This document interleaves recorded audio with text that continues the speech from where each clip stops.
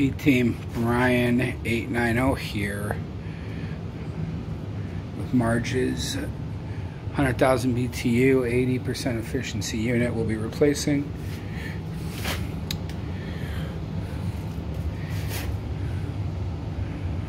I'll leave in the notes if we will be replacing her humidifier or indoor air quality. I don't believe we will be, but there's a chance she might change her mind on that.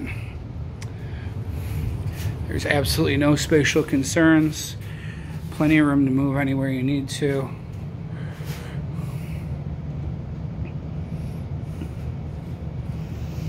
It's a little dark down here. Some limited lighting, unfortunately. But there should be plenty of light to get what you need done. I think the only spatial concern we have is that water heater.